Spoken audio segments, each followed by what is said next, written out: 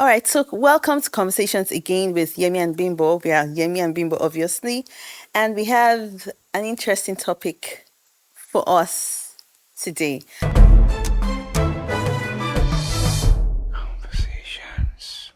Yeah, the main issue about communication is not words, either written or typed. It's body language, and if the earlier everybody understands that, the better. You can be saying things, but your body language overrides it. It has cancelled what you have said. You can be claiming to be respectful to your wife, but your body language, or to your husband, but your body language does not show it. Yeah. So if something is almost 70%, if you have 70 in an exam, you have an A. So I think people, in fact, without words, your body language can communicate better. The challenge is people just think, I've said it, I've typed it. No, it's the body language, your Yeah. body language, your body language. That's why this devices thing has an impact. If it doesn't mean you are rude as a person or you don't value the other person, but the moment you don't attend to what I'm saying, I mean, we are blessed. When she reads my body a lot.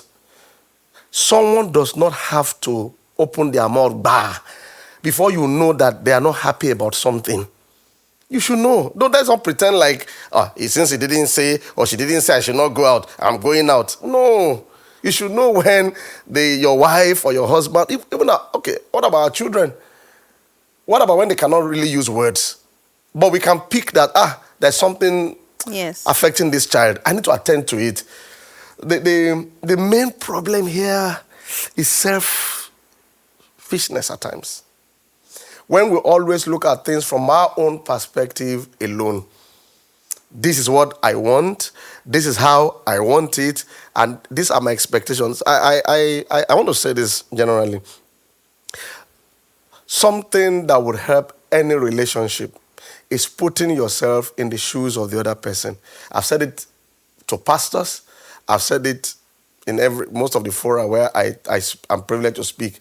It will help you. I mean, like the federal government now. You announced fuel increase. We know subsidy must go, but maybe we should have had some palliatives or some things to help the people.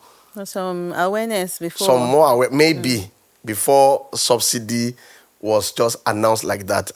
I'm not sure it was communicated the best way, and see the ripple effect. So people cannot begin to see it as you don't value us, and yet the removal of subsidy is because we value that the citizens have to get better with the economy. But the way it was not communicated can say something else. So oh God, so we have to be aware of that. Generally, that our body language speaks a lot. And when somebody is talking to you and you roll your eyes or you just walk away, you are speaking a lot, more than whatever words you say. I mean, it's like, I'm sorry, the I'm sorry issue. Somebody said, I told him I'm sorry. And I've had those moments in counseling. A husband was telling me, or wife, I've told him I'm sorry. And the way they will say it in the counseling, you might be wondering, what else does he or she want? Then you now call the other person, how did she say it or he say it? You now start hearing other part of the story. I had to talk for like 1 hour before she said, I'm sorry. Like, you have to explain. That means I'm sorry don't even come willingly. And then when the I'm sorry came out, it was like, is that what you want to eat? Okay, I'm sorry. You understand? So the tone of your voice, the body language, it matters a lot. And please, I think we are still going back to the reason why we said, even with devices, because a lot of you won't know all these things if you don't have one-on-one conversations. A lot of people would rather not go through all this. I don't want wala. Let me just send message so that But it doesn't mean that you have a healthy relationship. However, I'll also say that when you have, especially for new couples, young couples, you would definitely have moments where you're seeing these things and like, what's going on? It's okay. It's okay to see it, why did you do that, and then have a conversation about, I didn't like the way you rolled your eyes, because some people, that's all they know. They came from a background or something, and Of rolling that's eyes. how, it's always been, that's how they know it. And then you have a conversation that, I know what, it makes you closer. The fact that you can express your likes and dislikes. Some people, it's just their personality.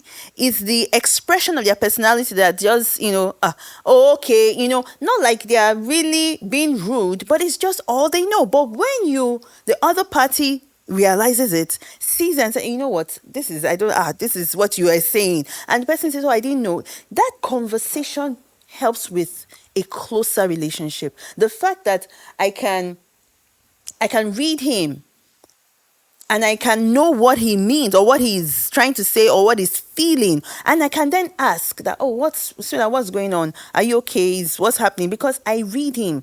Not that when I'm busy with my device, it's easier, it's simpler, but I don't know him. I'm not reading him. I don't understand my spouse. So we're still going back to that place where we're Yeah. saying that until you have, even if there'll be conflict, because a lot of people are running away from that conflict. It's easier to, like you said earlier, when we were talking about your boss, or you're a boss or a father or something, you automatically know that, oh, I can put my device down and listen because it's an instruction that's coming. However, when it's someone that is your friend or a Or supposed to be your spouse, friend. a friend or a spouse, you just take caution to the wind that, well, they will understand. So it's still going back to that place of value, that we need to value one another, appreciate the time. Even though that time sometimes could lead to some tension, you would still find a It's way better to of face it. resolving that tension. Conversations. We have to be very clear here when it comes to marriage. When you want something to work, it affects the way you deal with matters. If I want my marriage to work, I still love my wife or believe in the relationship, it affects the way should I use the word, even fight? Do you understand? But when you don't really want something to work, you don't bloody care, there's a way you just talk. And that's the foundation. If you believe, and I need to tell people that this separation, divorce thing is easier to say. What is after 6 is more than 7. I wish people understand what they're bargaining when you just think, I don't care. You have to care. Are you really ready for the many, many things that would come up when, God forbid, things really scatter? You're not. You might think you are. Maybe you should go and read about it and study it. So I'm trying to say that so that you're in a posture of, I want this thing to work. If that is there as a foundation, then value. Because we are pastors, and I won't lie to you. We just like, God has the stories of people. The kind of words that people use on their spouses, it's alarming, it's toxic, it's bad. You can't be talking to your wife and be saying, I hate you, you are nothing, you don't have any value in my life. You can't be saying that and expect that home to prosper. And unfortunately, some women also do that. But maybe men are more, culpable, or if that's the right word. Those words, and now even when you now make those mistakes, can you be humble enough to come back after some time to apologize and retract and really apologize? Because people are using those words, and from my own spiritual background, words are seeds. The moment you're telling somebody you are nothing, you are a fool, you are a goat, you have planted seeds, it's going to damage that home. And those are like basics. Can we get back to encouraging words, kind words, edifying words, words that build, even when things are a bit tight? In Lagos we have public transport where people, sometimes the bus is still in a kind of motion, and you want people to hop in at a bus stop. The way you tell a young man, quickly hop in, is not the same way you talk to a pregnant woman.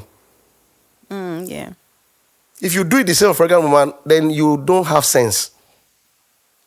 The young man is there at the top with his knapsack. Okay, come in, come in, come in, hop in. But you see a pregnant woman, the language should change. I'm saying that when it comes to communication, we should also understand people's moods. I'm different when I'm tired. But you're different when you are tired, when you are fatigued, there's a way when your wife is stressed or your husband is tired, the way you communicate at that time should be different. Or maybe money is not plenty and you are aware. The way you communicate should be different. Don't be behaving like you are blind. I think that's where the problem is. So it's my own is just to ask for money. Yes, but what about when the man doesn't have money on him? Can't you ask in a different way? I use the example of a man telling the wife, I don't have money. It looks like I've told her I don't have money. What does I don't have money really mean? Why don't you have money? Can you respect her enough to say, those two companies I worked for, they've not paid though, if I'm angry with them. That qualifies why I don't have money. Or they've not paid me money in the office, so they've not paid for 3 months. That's better coming. Not that I don't have money. Or I don't have time. Oh, who stole the time? You don't have time. Why? Oh, I'm going for this training, or I'm going here. So sometimes people assume that they are communicating, but they are not. In fact, the gaps remaining leaves room for Satan to infiltrate. I hope I'm not too serious for you today. I read a research where they discovered that when people are having extramarital affairs, one of the first places it shows up is in their chatting, excessive chatting. So sometimes you find that in a relationship when somebody is on the phone much more than they talk to their wife or their husband, it's easier for the other person to start thinking, is there somebody closer to him or her than me? And if that gap is left, Satan will fill it up with all kinds of things. That's why we need to be aware of these things about devices, about valuing people, about the things we are communicating that we might not know we are communicating. I hope that makes sense. So I think I would also want us to round off by saying someone should break that cycle. Oh, yes. One of the parties. I would also say let your conversations be memorable, be exciting, be fun. We said earlier that for some people, the reason why they always go back to the phone device is for a way of escaping tense moments. Every time we are talking, it has to be fight, tension. Definitely, it's human nature. They will look for somewhere to escape. Please, I don't want to die before my time. That kind of mentality. So we want to encourage people.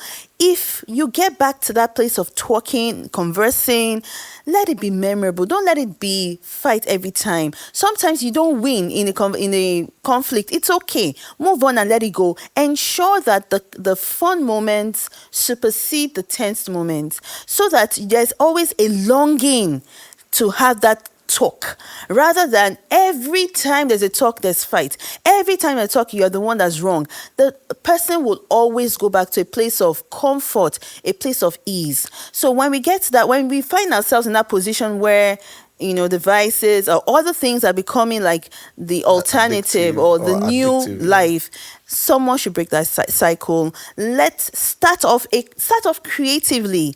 Look for ways to bring fun, laughter, encouraging words, validation, affirmation to your conversation, and then take it up from there. It's a pandemic, like we said. Everybody has is now used to devices, like we said, work and all. So it's not like you're blaming anybody in that sense, but the cycle has to stop. Yeah, it's better to over-communicate than under-communicate, or it's better to communicate before you need to communicate. So much to say about communication. You can read a lot of articles online. I think that will help us on how to communicate with a woman or how to communicate with a man. I think we'll be better off if we value our relationships. We can get more education on that. Hope to see you next time. Learn to, like, subscribe, share, okay? And send us your comments also. I think that would be a blessing. Bye.